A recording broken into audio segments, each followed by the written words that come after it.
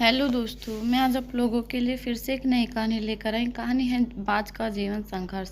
आज हम आपको बाज और उसके जीवन संघर्ष की कहानी सुनाने जा रहे हैं। बाज के जीवन से आपको बहुत कुछ सीखने को मिलता है।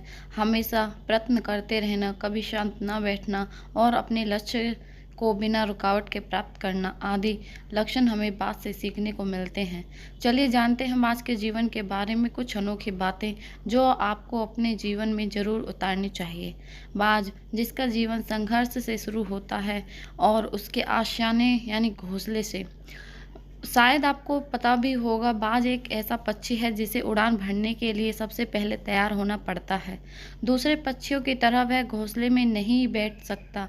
एक बाज अपने बच्चे को उड़ान भरना सिखाने के लिए किसी ऊंचे वृक्ष या पर्वत की ऊंची चोटी पर जाकर बैठ जाता है और फिर वहां से अपने बच्चे को धक्का देता है। इस वक्त बाज का बच्चा उड़ने के लिए बिल्कुल नया और अनजान होता है। जब वह बाज अपने बच्चे को ऊपर से गिराता है तो पहली बार बाज का बच्चा अपने पंखों को फैलाता है। उड़ान भरना नहीं आता, लेकिन फिर भी अपनी पूरी जी जान लगा देता है सुरक्षित जमीन पर उतरने के लिए। इससे हमें यह सीख मिलती है कि जब बाज का नन्हा सा बच्चा अपने जीवन के बचाव के लिए इतना कुछ कर सकता है, तो फिर हम क्या कुछ नहीं कर सकते।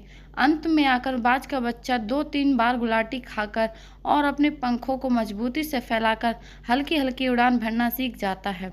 उसकी ट्रेनिंग इसी तरह 5 से 10 दिन के लिए जारी रहती है। लगातार प्रयत्न करते रहने से अंत में बाज का बच्चा उड़ना सीख जाता है। अब वह अपने पंखों से इस खुले आसमान को नापने के लिए तैयार है। प्रतिदिन अपना भोजन ढूंढना और उसे अपने पेट तक ले जाने के लिए बाज को कड़ी मेहनत करनी पड़ती है।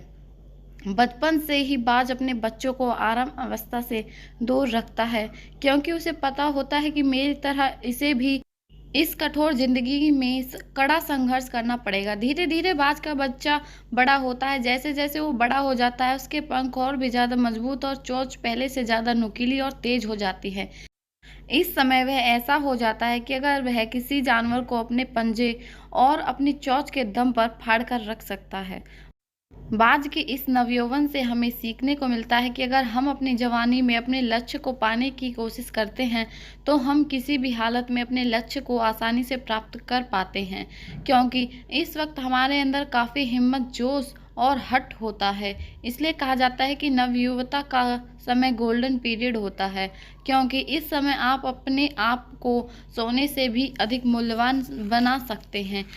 चलिए जानते हैं बाज के जीवन का अगला पहलू। अब बाज अपनी वृद्धावस्था की ओर बढ़ना शुरू कर देता है। इस समय उसके पंजे घायल होने लगते हैं, नाखून बड़े और मोड़दार होने लगते हैं। साथ ही उसकी चोंच बिल्कुल मुड़ जाती है, जिससे उसे अगर अपना भोजन खाना हो तो असंभव सा हो जाता है।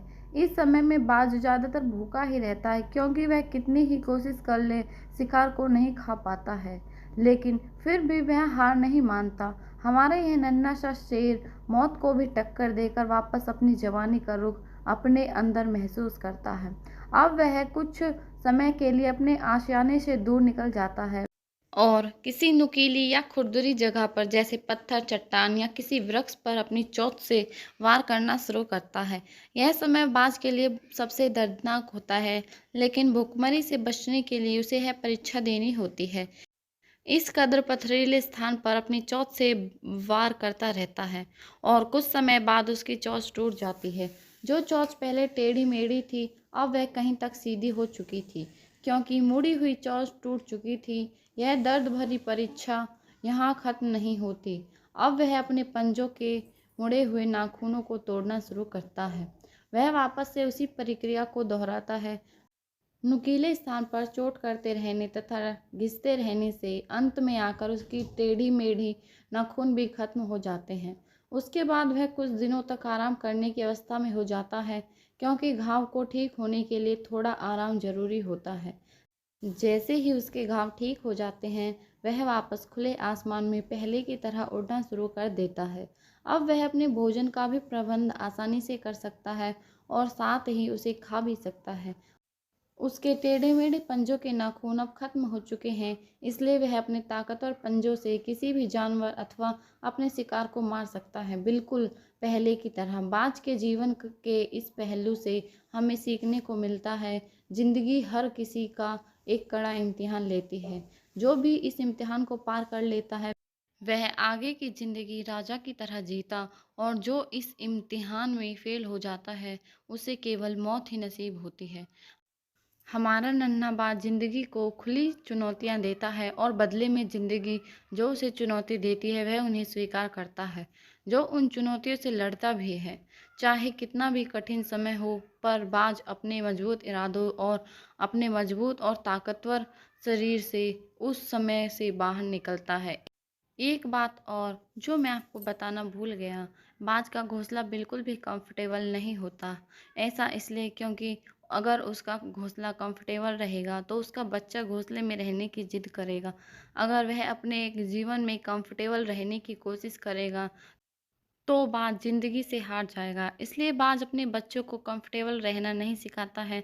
हमेशा जीवन में कड़ा संघर्ष और सामने आई चुनौतियों से लड़ना ही उसका उद्देश्य होता है, और इस तरह वह अपने जीवन में विजय प्राप्त करता है। हमेशा एक शेर की तरह जीवन को व्यतीत करता है, और वही जीवन वो अपने बच्चों को भी जीना सिखाता है। इस तरह हमें बाज के जीवन से काफ़ी कुछ सीखने को मिलता है।